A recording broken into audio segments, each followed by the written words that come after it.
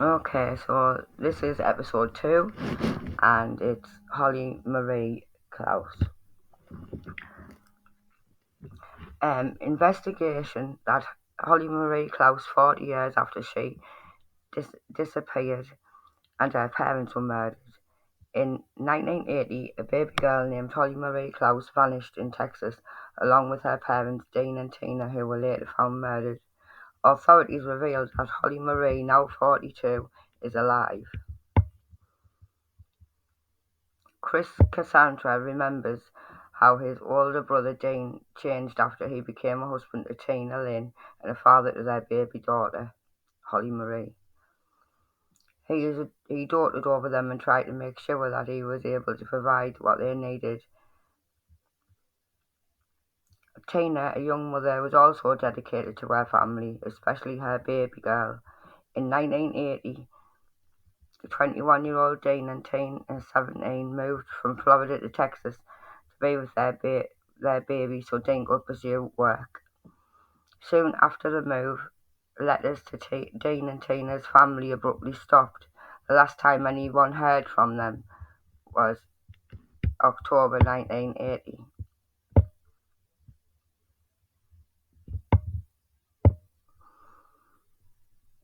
Um, a few months ago, Dean's family received a call from a stranger who said she was in Los Angeles and had been informed about Tina and Dean, as well as a car, and she wanted to return the car in exchange for $1,000. When family members went to retrieve the vehicle at Dakota Beach, they were met by several people, including a woman who called herself Sister Susan. In January 1981, the remains of two people were discovered in a heavily wooded area in Harris County near Houston. The man had been beaten, bound, and gagged, and the woman was strangled.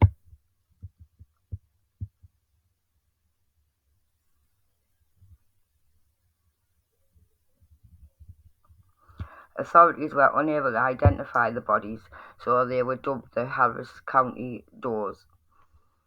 30 years later, in 2011, the Harris County Medical Examiner's Office exhumed the bodies to extract DNA to see if they were related to each other. Those results obviously showed that they were not kin to each other. Misty Gillis, a senior forensic genealogist with Identifiers International, said she was looking for a case a good fit for forensic genetic genealogy. On the Door Network website of unidentified missing and murdered people, when she came across the Harris County Doors, I was absolutely, I don't know, and I was absolutely intrigued with it because I thought it was like a love story she tells people. The man and woman found together, they're similar age. You kind of think if they were not related to each other, then what is the capacity they know each other? I wanted to know what their story was. With help from a grant from true crime podcast producers, Gillis teamed up with another forensic genetic genealogist,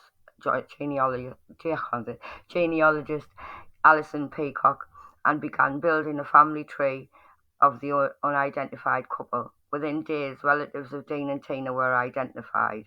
We were able to call Dean's sister to find out. Yes, he'd been missing for 40 years, and he was married. But the biggest surprise was when Dean's sister asked what happened to the couple's baby, Holly Marie. That was the biggest shock I've ever had in my life. We were focused on finding them and didn't occur that they would have a child, and so the search for Holly Marie began. Hope came in January when Texas Attorney General newly formed cold case task force, which was set up to tackle the state's 20,000 unsolved murders. They decided to help with the disappearance of Holly Marie. A few months later, investigators unraveled some more of the pieces and announced last week that Holly Marie, now 42, had been found alive. Investigators learned Holly Marie was dropped off at an Arizona church by two women who belonged to a nomadic religious group in November of 1980. The women said that they'd been given the baby in a laundromat. According to Webster, there were sightings of the group in Yuma, Arizona. He said the group was known to travel around Arizona, California, and possibly Texas. Last week, law enforcement notified Holly Marie of the identities of her parents and her relatives. She spoke to her biological family members on a video conference later that day, which would have been her father Dean's 63rd birthday. It's strange how these things happen, and there's like a link to a birthday, or I don't know, like an anniversary, or connected to the actual family when these people meet. It's absolutely bizarre.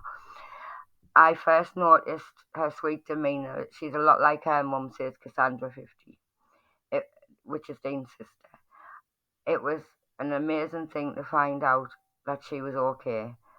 While the family are busy planning an in-person reunion with Holly, who has yet to speak publicly about her life, authorities are still trying to piece together the potential evidence of who killed her parents.